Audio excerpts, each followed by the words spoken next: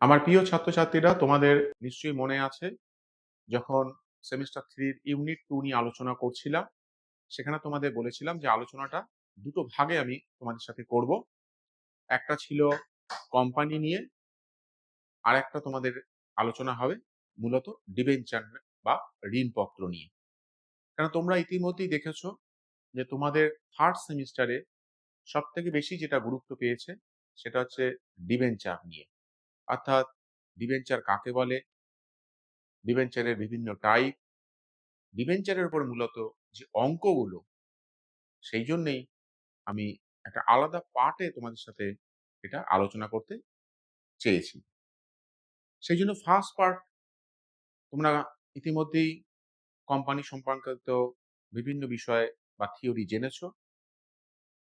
তারই সাথে বেশ কিছু রিলেটেড ডিবেঞ্চার, তার পোর্শনটুকু আমি এই ক্লাসে মূলত আলোচনা করব।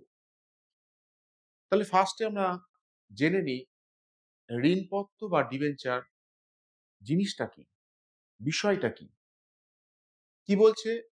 According to section 230, subsection 30 of the Companies Act 2013, the term debenture includes debenture stock, bonds, or any other instrument of a company evidencing a debt, whether constituting a charge on the assets of the company or not. আমরা যদি সহজ ভাষায় ভাবি যে company তার শেয়ারের দ্বারা মূলধন সংগ্রহ করেছে, সেটা হচ্ছে কোম্পানির ইন্টারনাল, অথবা কোম্পানি তার যে প্রফিট হয়েছে তার কিছুটা অংশ সে সরিয়ে রেখে রেখে সে রিজার্ভ তৈরি করেছে, সেটাকে সে আবার কোম্পানিকে রিইনভেস্ট করেছে। এগুলো সবই হচ্ছে ইন্টারনাল, অর্থাৎ ইন্টারনাল ক্যাপিটাল অন্তর্ভুক্ত। কিন্তু এমন হতে পারে যে কোম্পানি তারপরেও বেশ কিছু টাকা সে বাইরে থেকে, অর্থাৎ এক্সটার্নাল সোর্স থেকে সে লোন হিসাবে বা ঋণ হিসাবে নিতে চায়। এখন এই যে লোন হিসাবে বা ধার হিসেবে সে যে কারোর কাছ থেকে নিচ্ছে, অর্থাৎ জনগণের কাছ থেকে নিচ্ছে, তার তো একটা ডকুমেন্ট লাগবে, যে ডকুমেন্টের ওপর ভিত্তি করে সে জনগণের কাছ থেকে সেই ঋণটা নিতে পারে। সেই যে পেপারস, সেটাকেই আমরা বলছি ঋণপত্র বা ডিবেঞ্চার। তার মানে এটা একটা এভিডেন্স, অর্থাৎ প্রমাণপত্র যে কোম্পানি জনগণের কাছ থেকে এতটা পার্সেন্টেজে বা এতটা সুদের হারে এত বছরের জন্য সে ঋণটা নিয়েছে।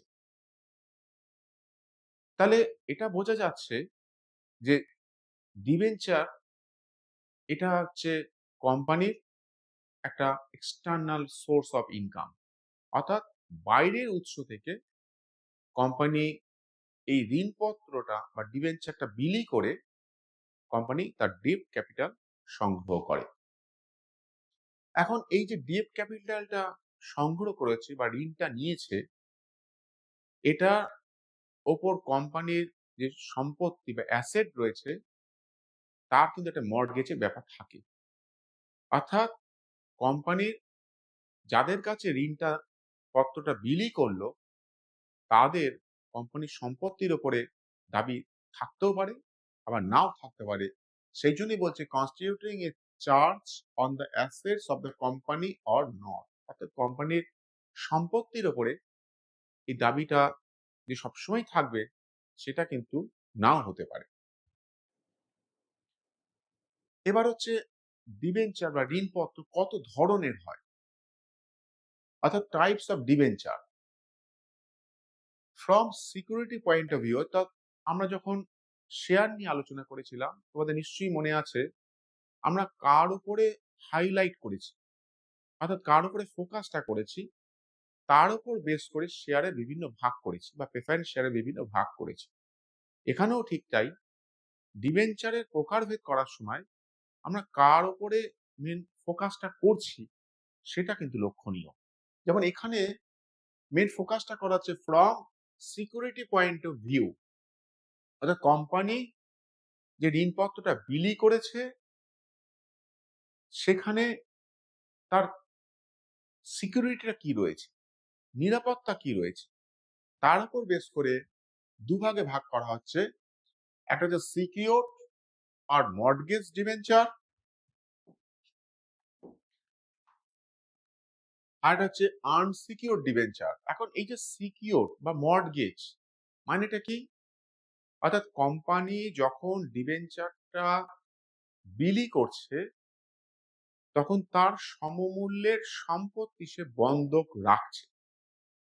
মানে কোম্পানি যদি 2 লাখ টাকা বাইরে থেকে ডিবেঞ্চার ইস্যু করে লোন ক্যাপিটাল সংগ্রহ করে, ধরে নিতে হবে মিনিমাম 3 লাখ টাকা সে সম্পত্তিকে মর্টগেজ রেখেছে।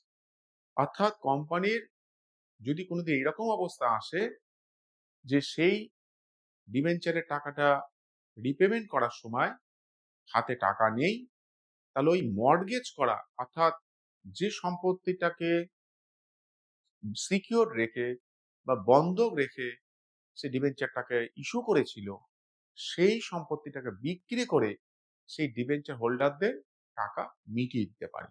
তাহলে একটা সিকিউরিটি রয়েছে, নিরাপত্তা রয়েছে, তাই এটাকে বলা হচ্ছে সিকিউর ডিবেঞ্চার বা মর্টগেজ ডিবেঞ্চার। আরেকটা কি বলছে, আনসিকিউর, অর্থাৎ এক্ষেত্রে কিন্তু সেরকম কোনো সম্পত্তি বন্ধক রাখা হচ্ছে না, অর্থাৎ ডিবেঞ্চার ইস্যু করা হয়েছে এবং ন্যাচারালি তার এগেনস্টে কিন্তু আমরা কোনো সম্পত্তি বন্ধক রাখলাম না। তাতে কোম্পানির যদি সেরকম অবস্থা হয় যে কোম্পানি সেই ডিবেঞ্চার এগেনস্টে যদি কোনো সম্পত্তি থাকতো যেটা মর্টগেজের ডিবেঞ্চারের ক্ষেত্রে ছিল, যে সিকিউরিটিটা ছিল, এখানে কিন্তু সেই সিকিউরিটিটা কোম্পানি আর ডিবেঞ্চার হোল্ডারকে দিতে পারলো না, তাই এটা হচ্ছে আনসিকিউর ডিবেঞ্চার। এবার আমরা যেটা আছে from redemption point of view, অর্থাৎ ঋণপত্র পরিশোধ করার শর্ত তাকে যখন আমরা হাইলাইট করছি, তার উপর বেস করে আমরা ডিবেঞ্চারকে আবার দুভাগে ভাগ করি। একটা হচ্ছে রিডেমেবল, একটা ইররিডেমেবল। রিডেমেবল মানে হচ্ছে পরিশোধ্য, অর্থাৎ কোম্পানি ডিবেঞ্চার ইস্যু করার সময় টাইম নির্দিষ্ট করে দিয়েছে যে 5 বছর পরে বা 10 বছর পরে সেই ডিবেঞ্চারের অর্থটা পরিশোধ করে দেওয়া হবে ডিবেঞ্চার হোল্ডারকে। তার মানে ফিক্সড যে আমি 5 বছর পরে সেই টাকাটা ফেরত পাবো, এটা হচ্ছে রিডেমেবল। আর যদি সেই রকম কোনো শর্ত না থাকে তাহলে অপরিশোধ্য বা ইররিডেমেবল ডিবেঞ্চার। নেক্সট আমরা হাইলাইট করছি কনভার্টেবিলিটি পয়েন্ট অফ ভিউ, অর্থাৎ সেটা কি অন্য কোনোতে পরিবর্তন করা যায়, অর্থাৎ ছিল ডিবেঞ্চার, তার কিছু অংশ কি ইকুইটি শেয়ার বা প্রেফারেন্স শেয়ারে কনভার্ট করা যাচ্ছে। তাহলে এই যে চরিত্রটা বদল করে দেয়া হলো, এটার উপর বেস করে আমরা আবার ডিবেঞ্চারকে দুভাগে ভাগ করব, একটা কনভার্টেবল আর একটা হচ্ছে নন কনভার্টেবল। যদি আমরা ডিবেঞ্চারের নির্দিষ্ট অংশকে কিছুটা ইকুইটি শেয়ারে বা কিছুটা প্রেফারেন্স শেয়ারে বা সম্পূর্ণটাই শেয়ারে কনভার্ট করে দিতে পারি, রূপান্তর করে দিতে পারি, তবে সেটাকে আমরা বলবো কনভার্টেবল ডিবেঞ্চার। আর যদি সেটা না হয়, অর্থাৎ রূপান্তর করা গেল না, তাহলে সেই ডিবেঞ্চারটাকে আমরা বলবো নন কনভার্টেবল ডিবেঞ্চার। তাহলে এটা বোঝা যাচ্ছে যে ডিবেঞ্চারের বিভিন্ন যে নেচার, তার উপর বেস করে কিন্তু ঋণপত্রের আবার বিভিন্ন প্রকারভেদ রয়েছে।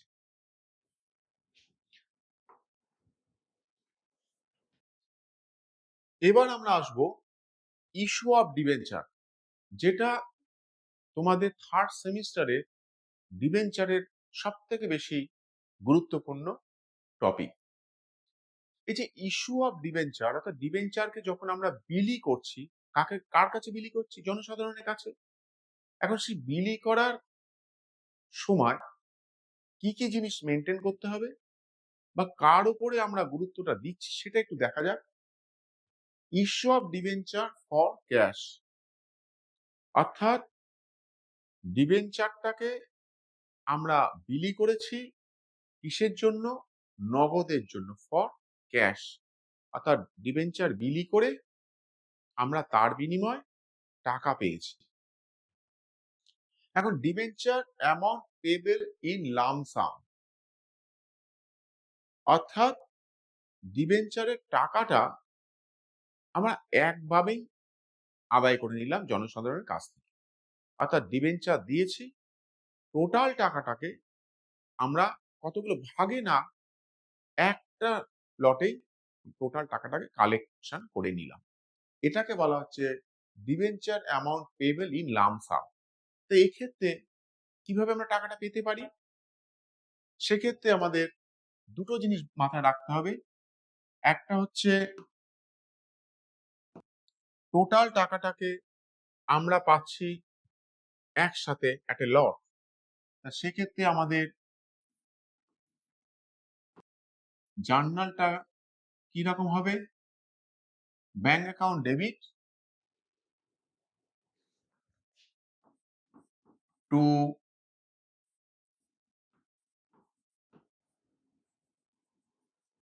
ডিবেঞ্চার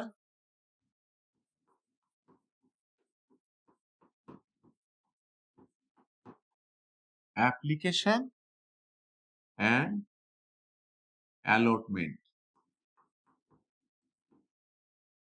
অর্থাৎ এক্ষেত্রে কিন্তু আমরা অ্যাপ্লিকেশনের জন্য আলাদা, অ্যালটমেন্টের জন্য আলাদা, এইভাবে কিন্তু ইনস্টলমেন্ট ওয়াইজ টাকাটা পাবো না। একটার সাথেই একেবারেই আমরা টোটাল টাকাটাকে কালেকশন করে নেব। আর পরের জার্নালটা কি করব? ডিবেঞ্চার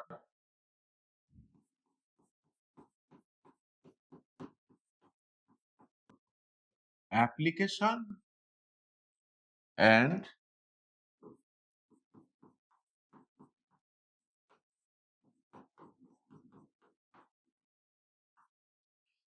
টু কত পার্সেন্ট ডিবেঞ্চার, নিশ্চয়ই একটা পার্সেন্টেজ বলা থাকবে, ধরে নিচ্ছি সেটা বলা আছে 5%, টু 5%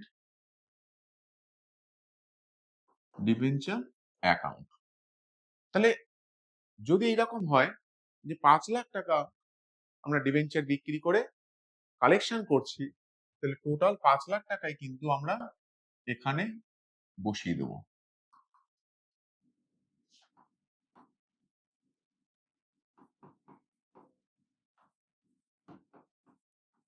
অর্থাৎ এক্ষেত্রে কিন্তু আর পার্ট পার্ট করে টাকা পাওয়ার কোনো ব্যাপার রইল না।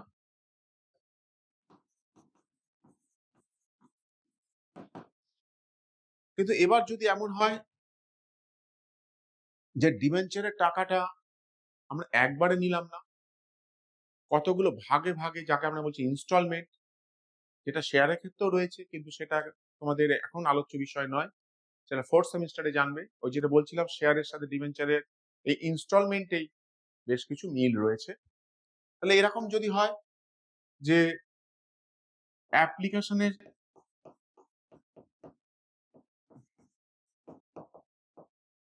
কিছুটা ইনস্টলমেন্টে নিয়েছে,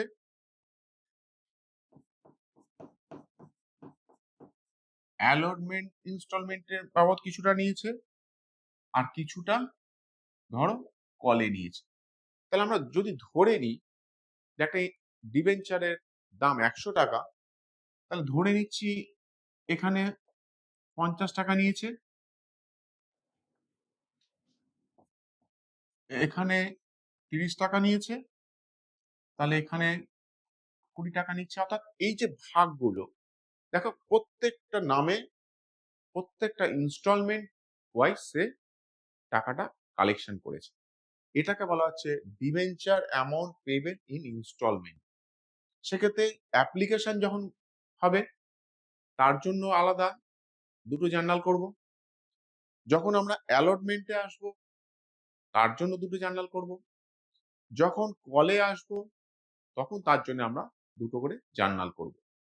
যখন আমরা অঙ্ক করব বা বিভিন্ন প্রবলেম সলভ করব তখন এটা আমরা আরো ডিটেলসে আলোচনা করে নেব। আর কি আছে? Issue of debenture for consideration other than cash. অর্থাৎ এক্ষেত্রে আমরা নগদের পরিবর্তে অন্য কোনো খাতে ব্যয় করার জন্য আমরা ডিবেঞ্চারটা তাকে ইস্যু করেছি। অর্থাৎ তখন যেমন নগদ টাকা নেওয়ার জন্য করেছিলাম, এখানে আদার দেন ক্যাশ, অর্থাৎ কোনো একটা কোম্পানি হয়তো কিনেছি, তোমরা নিশ্চয়ই এর আগে মনে আছে যে হোল্ডিং কোম্পানি, সাবসিডি কোম্পানি, এই ধরনের যে কোম্পানিগুলো, অর্থাৎ আমরা একটা চালু কোম্পানি অন্য একটা ছোট কোম্পানিকে সে যখন কিনে নিচ্ছে, তখন তার সম্পত্তি, তার দায়, এগুলো স্বাভাবিকভাবে কিনে নিতে হয় বা নিয়ে নিতে হয়। তখন তার জন্য যে ডিবেঞ্চারটা প্রদান করা হচ্ছে সেটাকে বলা হচ্ছে for consideration other than cash. এখন এই যে ইস্যু অফ ডিবেঞ্চার, এই ডিবেঞ্চার ইস্যু করার সময়ও তার তিনটে ভাগ হতে পারে বা তিনটে সিচুয়েশন আসতে পারে। একটা হচ্ছে অ্যাট প্রিমিয়াম,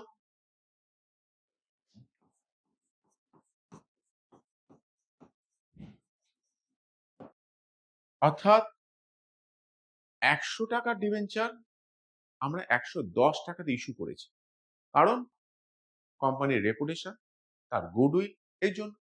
তাহলে সেক্ষেত্রে 100 টাকা যেটা ছিল আমরা বিক্রি করলাম 110 টাকা। তাহলে এই যে 10 টাকা এক্সট্রা হলো, এটা হচ্ছে issue at premium. At per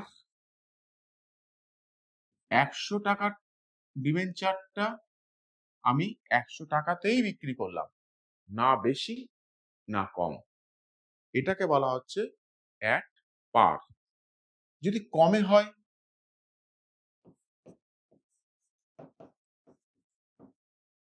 at discount, অর্থাৎ 100 টাকার ডিবেঞ্চারটা হচ্ছে 90 টাকায়। তবে সচরাচর আমরা এই দুটোই দেখে থাকি, ডিসকাউন্টে ডিবেঞ্চার খুব একটা দেখা যায় না। এবার আমাদের কাছে যে প্রবলেমটা আছে সেটা ইস্যু অফ ডিবেঞ্চার অ্যাট পার, অর্থাৎ 100 টাকার ডিবেঞ্চারটা আমরা 100 টাকাতেই বিক্রি করেছি, এইরকম একটা প্রবলেম তোমাদের সামনে দেওয়া রয়েছে। প্রবলেমটা একটু দেখে নেওয়া যাক। Sun limited issued 10% debenture of ₹100 each. তার মানে সান লিমিটেড 3000 ডিবেঞ্চার, যেটা হচ্ছে 10% ইন্টারেস্ট বেয়ার করছে। কত টাকা প্রত্যেকটা দাম? 100 টাকা debenture. Full amount was payable on application. তার মানে দেখো, এখন কিন্তু আর বিভিন্ন ইনস্টলমেন্টে টাকাটা কিন্তু আমরা পাচ্ছি না, একটা ভাবেই টাকা আমরা পাচ্ছি, was payable on application. The debenture were fully subscribed and all money were duly received. তাহলে ডিবেঞ্চার ইস্যু করেছে সান লিমিটেড এবং টোটাল টাকাটাই সে অ্যাপ্লিকেশনের সাথেই পেয়ে গেছে। কি করতে হবে? Record the journal entries in the books of the company. Journal নিশ্চয়ই তোমরা ফার্স্ট সেমিস্টারে শিখেছো, নির্দিষ্ট তার ছক রয়েছে, সেটাও তুমি জানো, তোমরা জানো। আমি আর সেই ছকের মধ্যে যাচ্ছি না, শুধু জার্নালটা কিভাবে করতে হয়, কিভাবে রেকর্ড করতে হয়, সেটাই আমি তোমাদের সামনে দেখাচ্ছি। কারণ যেহেতু তোমাদের এমসিকিউ ধাঁচের কোশ্চেন, ফলে তোমাদের বেসিকটা জানতে হবে।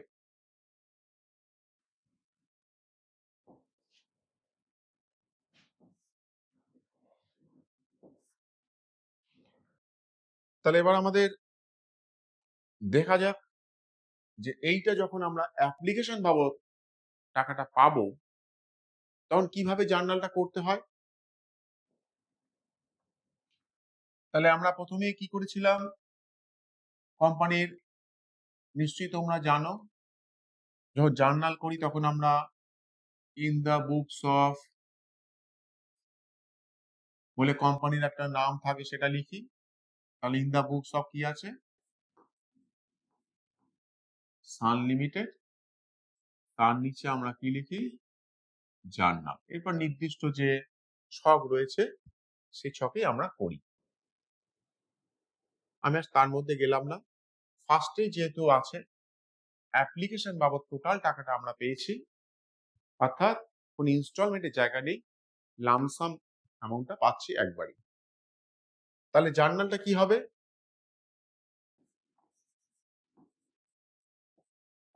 ব্যাংক অ্যাকাউন্ট ডিআর মানে ডেবিট টু কত পার্সেন্ট ডিবেঞ্চার রয়েছে? 10%। তাহলে টু 10% ডিবেঞ্চার অ্যাপ্লিকেশনের সাথে পেয়েছি। তাহলে আবার এইটা আবার কোম্পানি অ্যালোটও করেছে, তাই এই ইনস্টলমেন্টের নাম হচ্ছে debenture application or and allotment account. 3000 debenture ছিল, প্রত্যেকটার দাম ছিল 100 টাকা করে। তাহলে কত হলো?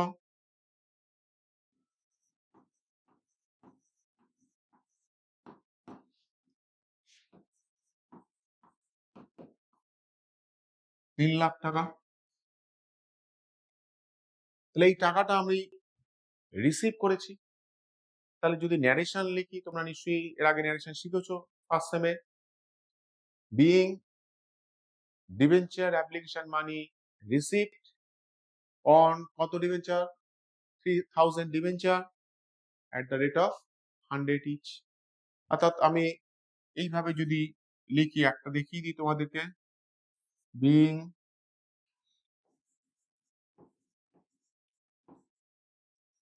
Debenture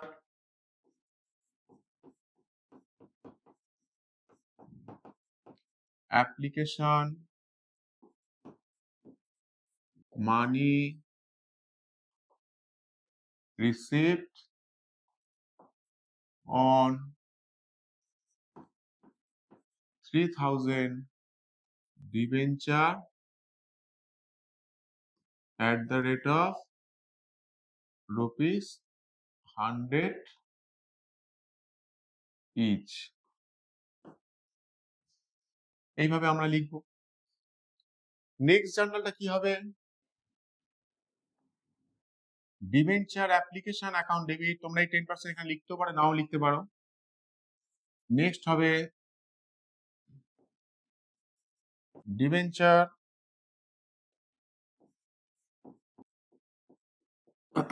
application account and allotment account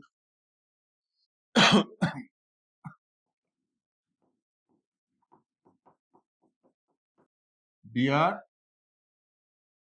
এখানে কিন্তু অবশ্যই পার্সেন্টেজটা উল্লেখ করতে হবে 10%।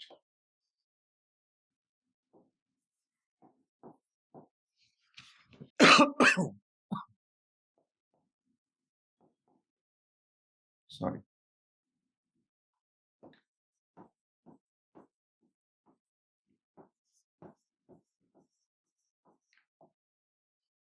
তাহলে এটাকে আমরা ট্রান্সফার করলাম। তাহলে ন্যারেশনটা লিখবো being sorry being debenture application money transfer to debenture account as per board resolution number and dated.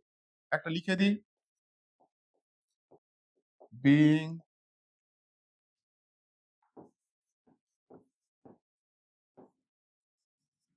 Debenture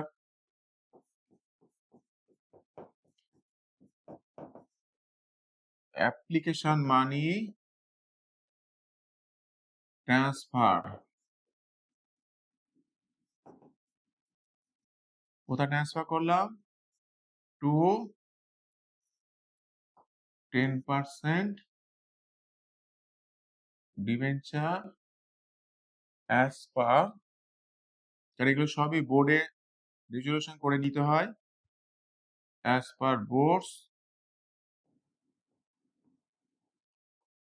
resolution number and dated, এইভাবে আমরা ন্যারেশনটা লিখবো। অর্থাৎ এক্ষেত্রে দেখো টোটাল টাকাটা আমরা একবারই পেয়েছি, তাই এটাই অ্যাপ্লিকেশন, এটাই অ্যালটমেন্ট। তাই জার্নাল করার সময় আমরা কি করলাম, bank account debit two debenture application and allotment account, এটা প্রথম কালেকশনের জন্য, অর্থাৎ পেয়েছি যখন নেক্সট এই টাকাটা আমরা ট্রান্সফার করব, তখন জার্নালটা হয়ে গেল কি debenture application and allotment account there to 10% debenture account, অর্থাৎ ওই টাকাটা আমরা 10% ডিবেঞ্চার যে অ্যাকাউন্টটা রয়েছে সেখানে অ্যাজ পার বোর্ড রেজলিউশন অনুসারে আমরা ট্রান্সফার করে দেবো। আশা করি তোমরা অঙ্কটা বুঝতে পেরেছো। নেক্সট কি আছে দেখি।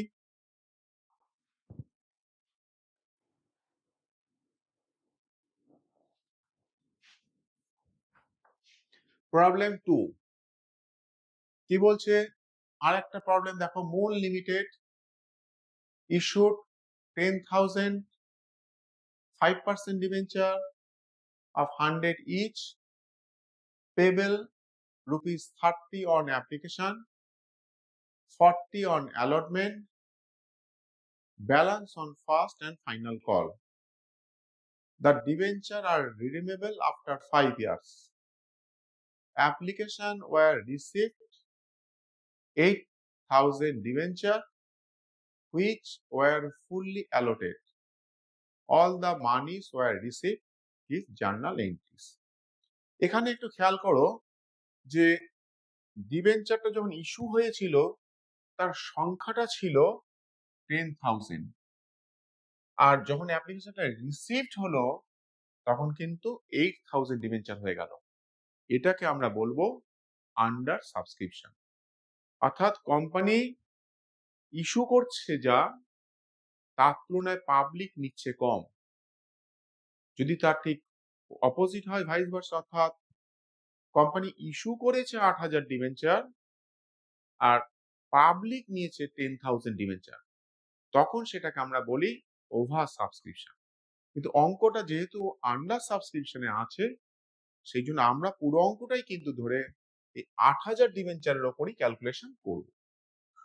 আর যেহেতু এটা ইনস্টলমেন্ট ওয়াইজ আছে, অর্থাৎ 100 টাকা কিন্তু একবারে নেওয়া হয়নি, যেটা আগের অঙ্কে নেওয়া হয়েছিল।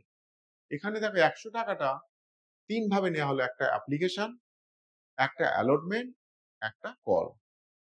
তাহলে এই অঙ্কটা কি করে সলভ করতে হয় আমরা একটু দেখে নিই। তাহলে আগের মতো ইন দা বুক সব এগুলো সব যেমন ছিল লিখে ফেলবো, আমরা সরাসরি জার্নালে যাচ্ছি। তাহলে ফার্স্টে অ্যাপ্লিকেশনের জন্য জার্নাল কি ছিল, bank account debit two debenture, শুধু এটা কিন্তু অ্যাপ্লিকেশন লিখবো কারণ এখানে কিন্তু অ্যালটমেন্ট আলাদাভাবে নেওয়া হচ্ছে। তাহলে ছিল 8,000 30 টাকা করে, তাহলে 2,40,000 টাকা আমি পেয়েছি অ্যাপ্লিকেশন বাবদ। ন্যারেশন তোমরা জানো, এর আগের অঙ্ক আমি করে দিয়েছি আর লিখলাম না। নেক্সট এই টাকাটা ট্রান্সফার করব, অর্থাৎ ডিবেঞ্চার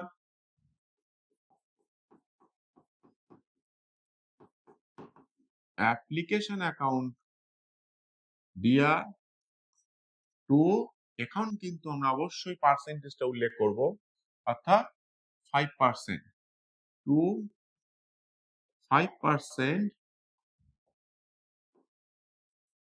ডিবেঞ্চার অ্যাকাউন্ট। এই টাকাটাই ট্রান্সফার হয়ে যাচ্ছে আর এখানে কোনো চেঞ্জেস নেই। তাহলে 2,40,000। নিশ্চয়ই তোমরা বুঝতে পারছো 8,000 ডিবেঞ্চার 30 টাকা করে। তাহলে অ্যাপ্লিকেশনের জন্য আমরা এই দুটো জার্নাল করব। নেক্সট এসো অ্যালটমেন্ট যখন হবে তখন কি হচ্ছে, সেক্ষেত্রে আগে আমাদের ক্লেম করব, তারপর রিসিভ করবো। অ্যাপ্লিকেশনের ক্ষেত্রে দেখো আগে ব্যাংক হয়েছিল, মানে আগে টাকাটা রিসিভ হয়েছিল, তারপর ট্রান্সফার হয়েছিল, কিন্তু এরপর থেকে আগে ক্লেম, তারপর টাকা রিসিভ। তাহলে স্বাভাবিকভাবেই যদি তোমরা একটু সহজভাবে ভাবো, তাহলে এই যে জার্নালটা 1, 2 যদি এই সিরিয়ালে ভাবি, তাহলে নেক্সট যখন আমরা আসবো তখন আমাদের সিরিয়ালটা হবে 2, 1। তাহলে কিরম ভাবে হতে পারে? 2 এর জার্নালে কি ছিল? Debenture application account debit. তাহলে এখন ইনস্টলমেন্টের নামটা কি? সেটা হচ্ছে অ্যালটমেন্ট। তাহলে আমরা শুধু নামটা চেঞ্জ করে দিই। তাহলে debenture allotment account DR to 5% debenture account, 8,000 share, 40 টাকা করে। তাহলে অ্যামাউন্টটা চেঞ্জ হয়ে গেল। তাহলে আমরা ক্লেম করলাম 3,20,000 টাকা। তাহলে এই টাকাটা নিশ্চয়ই আমি এবার রিসিভ করব। রিসিভ করার সময় জার্নাল নাম কি বলেছিলাম? তার মানে একের জার্নালটা আবার হবে, অর্থাৎ bank account DR to debenture allotment.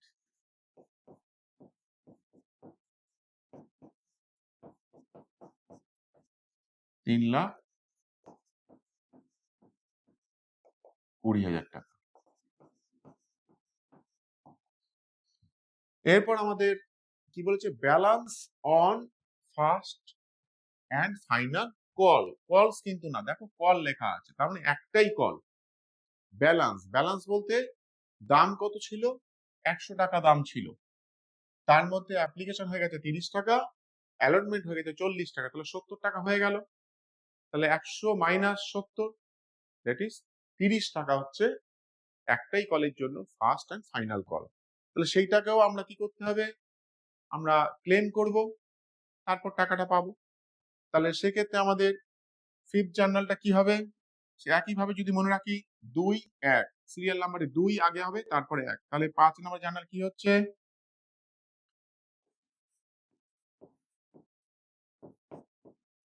Debenture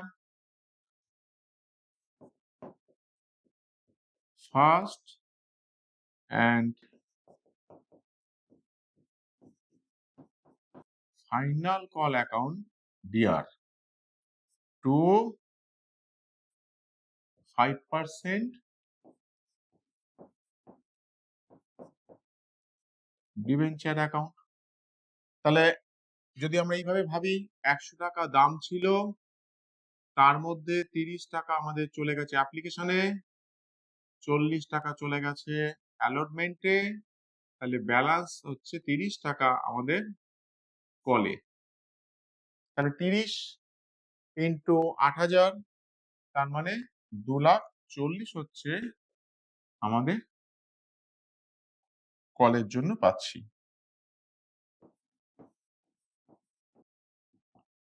তাহলে এইটাকে আমরা ক্লেম করলাম, এটাকে আমরা আবার রিসিভ করব। তার মানে যেই সিরিয়ালে বলেছিলাম একের জার্নালটা এরপরে আমাদের করতে হবে, তাহলে সেইটা করি। অর্থাৎ 6 নাম্বার জার্নালটা কি হচ্ছে? ব্যাংক অ্যাকাউন্ট ডেবিট টু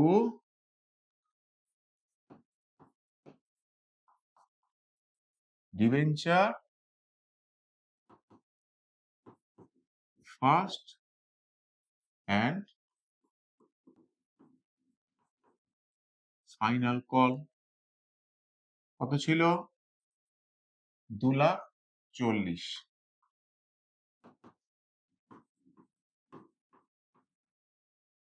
এই হচ্ছে এই অঙ্কটার সলিউশন। অর্থাৎ আমরা এবার টাকাটা কিন্তু একবারে না করে, যে বিভিন্ন ইনস্টলমেন্ট ওয়াইজ কোম্পানি চেয়েছিল, সেই ইনস্টলমেন্ট ওয়াইজ আমাদের এইভাবে জার্নাল করতে হবে।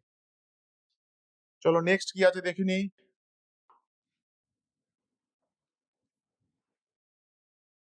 এবার বলছে issue of debenture at a premium. অর্থাৎ আগে তোমাদের বলেছিলাম যে 100 টাকাটা 110-এ বিক্রি করেছি, মানে বেশিতে বিক্রি করেছি। এটা হচ্ছে প্রিমিয়াম। এরকমই প্রিমিয়ামের উপর এখানে একটা প্রবলেম দেওয়া আছে। দেখে নিই প্রবলেমটা কি বলছে। X limited issue 4,000 12% debenture of rupees 100 each at a premium 10%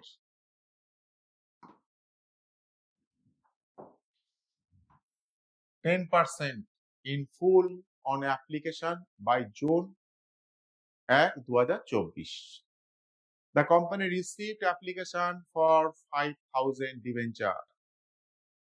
On 15 June 2024, the directors accepted application for 4,000 debenture and rejected the remaining application. একটু খেয়াল করে দেখো, ইস্যু করেছিল 4,000, রিসিভ করলো, রিসিভড অ্যাপ্লিকেশন 5,000, তার মানে 1,000 ডিবেঞ্চার কোম্পানি বেশি নিয়েছে। কিন্তু 15 জুনে গিয়ে ডিরেক্টরসরা ডিসিশন নিল কি, যে directors accepted the application for 4,000 and the rejected the remaining মানে ওই 1,000 যেটা বেশি নিয়েছিল, অর্থাৎ পাবলিক বেশি অ্যাপ্লাই করেছিল, কিন্তু তাদেরকে 4,000 ডিবেঞ্চার ইস্যু করলো, বাকি যে 1,000 ডিবেঞ্চার কোম্পানি ফেরত দিয়ে দিল। আচ্ছা, এক্ষেত্রে দেখো কোম্পানির কিন্তু টোটাল টাকাটা একভাবেই নেওয়া হয়েছে, সেটা হচ্ছে অ্যাপ্লিকেশনের সাথে।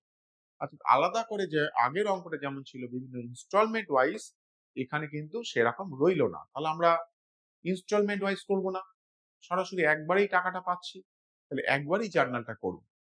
তাহলে আগের মতো ইন দা বুকস অফ, এগুলো তোমরা জানো, আমি আর লিখলাম না, সরাসরি আমি জার্নালে চলে যাচ্ছি। তাহলে ফার্স্টে আমরা অ্যাপ্লিকেশনের জন্য যে টাকাটা পেয়েছি সেটা লিখতে হবে। তাহলে কোম্পানি রিসিভ করেছে কবে, 1 জুন 2024 ইস্যু করেছে। ডেটটা লিখলাম না আমি এখানে। তাহলে bank account debit two debenture application, মানে একবারই টাকাটা নিয়ে নিচ্ছে,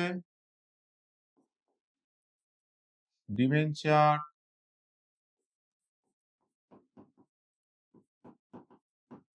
application and allotment account.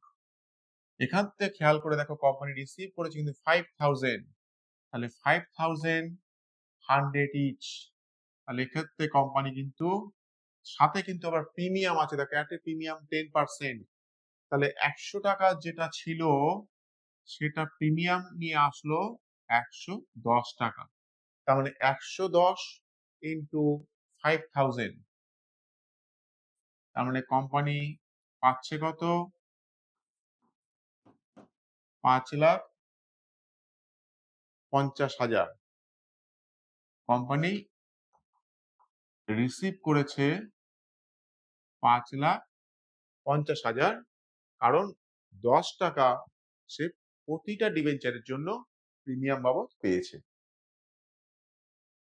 Next কি ছিল, এই টাকাটা ট্রান্সফার হবে,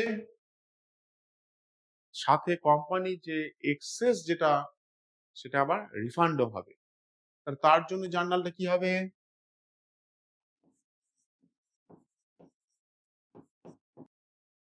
ডিবেঞ্চার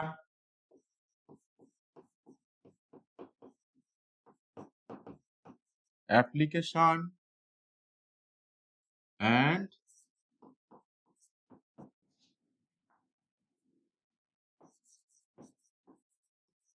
অ্যালটমেন্ট অ্যাকাউন্ট ডিআর, মানে ডেবিট টু, কত পার্সেন্ট ডিবেঞ্চার ছিল, 12%,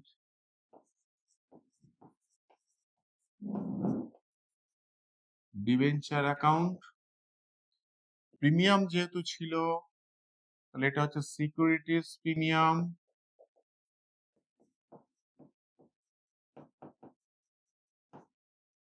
আর যেটা রিজেক্ট হয়েছিল সেটার জন্য আসলো কি ব্যাংক অ্যাকাউন্ট। এবার আমরা একটু দেখে নিই অ্যামাউন্ট কিভাবে বসছে। ডিবেঞ্চার অ্যাপ্লিকেশন অ্যালটমেন্ট অলরেডি আমরা জানি এটা 5,50,000। কোম্পানি ইস্যু করেছিল কত? 4,100 টাকা করে। তাহলে এখানে হচ্ছে কত? 4 লাখ। কোম্পানি সিকিউরিটিজ প্রিমিয়াম ছিল কত? 10 টাকা করে 4,000 এর জন্য। তাহলে কত হলো? 40,000। ব্যাংকে এসো, ব্যাংকে ছিল আমাদের 10 টাকা করে প্রিমিয়াম নিয়ে 110 টাকা, যেটা আমরা এখানে দেখিয়েছি। আর রিমেনিং ছিল কত? 1000 ডিবেঞ্চার। কারণ ইস্যু করেছে 4,000, কোম্পানি পাবলিকের কাছ থেকে পেয়েছে 5,000, তার মানে রিমেনিং হচ্ছে 1000 ডিবেঞ্চার। 110 টাকা করে সে কিন্তু আবার রিফান্ড করে দেবে। তাহলে আমরা পাশে যদি এইভাবে লিখে রাখি বোঝার সুবিধার জন্য, তাহলে 1000 ডিবেঞ্চার 110 টাকা করে আমরা রিফান্ড করছি। তাহলে কত হচ্ছে? 1,10,000। টোটালটা দেখো 5,50,000। তাহলে যখন আমরা ইনস্টলমেন্টে কিনছি তখন আমরা জার্নাল দেখেছি ইনস্টলমেন্ট ওয়াইজ দুটো দুটো করে ডিবেঞ্চার জার্নাল হয়েছে। যখন আমরা লামসাম অর্থাৎ একবারই টাকাটা আমরা কালেক্ট করেছি তখন কিন্তু আমরা আর ইনস্টলমেন্ট ওয়াইজ না করে একটা জার্নালই করেছি, সেটাই অ্যাপ্লিকেশন, সেটাই অ্যালটমেন্ট। তাই সেখানে হয়ে গেল debenture application and allotment account. যেহেতু অঙ্কটা প্রিমিয়ামে ছিল, মানে এক্সট্রা আমরা আরো পেয়েছি 100 টাকাটা 110 টাকাতে, ফলে সেক্ষেত্রে আমরা প্রথম যে ইস্যু করেছিল কোম্পানি, মানে 5,000, কোম্পানি ইস্যু করেছিল 4,000, কিন্তু পাবলিক নিয়েছে কত? 5,000। তাহলে দেওয়ার সময় পাবলিক এই 5,000 ডিবেঞ্চারের উপরই 110 টাকা করে দিয়েছে। সেই জন্য আমরা এখানে 5,50,000 টাকা করেছি। কিন্তু কোম্পানি যেহেতু ডিসাইড করেছে যে এক্সেস যে ডিবেঞ্চার অ্যাপ্লিকেশনের টাকাটা রয়েছে সেটা ফেরত দিয়ে দেবে, এটা অ্যাডজাস্টও করা যেতে পারে, সেটা আমি অন্য কোনো প্রবলেমে নিশ্চয়ই তোমাদের সাথে আলোচনা করব।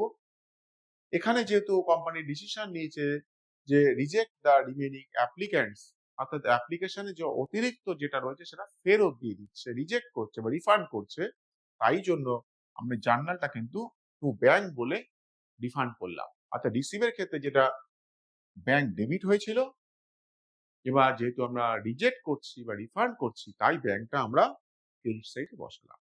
আর যেহেতু 100 টাকার জায়গায় 110 টাকা 10 টাকা করে প্রত্যেকটা ডিবেঞ্চারের অতিরিক্ত পেয়েছি, যেটা প্রিমিয়াম, সেই জন্য এই সিকিউরিটিজ প্রিমিয়ামটা এসছে, যেটা তোমরা নিশ্চয়ই বুঝতে পারছো। 4,000 ডিবেঞ্চার ছিল, 10 টাকা করে অতিরিক্ত পেয়েছি, তাই এটা হয়ে যাচ্ছে 40। আশা করি তোমাদের এই ধরনের যে প্রবলেমগুলো নিয়ে আর কোনো অসুবিধা থাকার কথা নয়। এবার তোমরা নিজেরা এই ধরনের অঙ্ক অবশ্যই প্র্যাকটিস করবে। যদিও তোমাদের এমসিকিউ ধাঁচের কোশ্চেন, কিন্তু কেস স্টাডি যেহেতু তোমাদের একটা টাইপের কোশ্চেন এমসিকিউর মধ্যে রয়েছে, বলে ধরে নেওয়া যেতে পারে এই ধরনের বেশ কিছু কেস স্টাডি কিন্তু আসতেই পারে। আশা করব তোমরা এই সমস্ত অঙ্কগুলো মন দিয়ে শুনেছ, আরো ভিডিওগুলো দেখবে এবং আরো নতুন ধরনের অঙ্ক প্র্যাকটিস করবে, এবং ডিবেঞ্চার নিয়ে আরো কিছু আলোচনা, আরো বেশ কিছু ধরনের প্রবলেম আমি নেক্সট ক্লাসে অবশ্যই তোমাদের সাথে আলোচনা করব। ধন্যবাদ।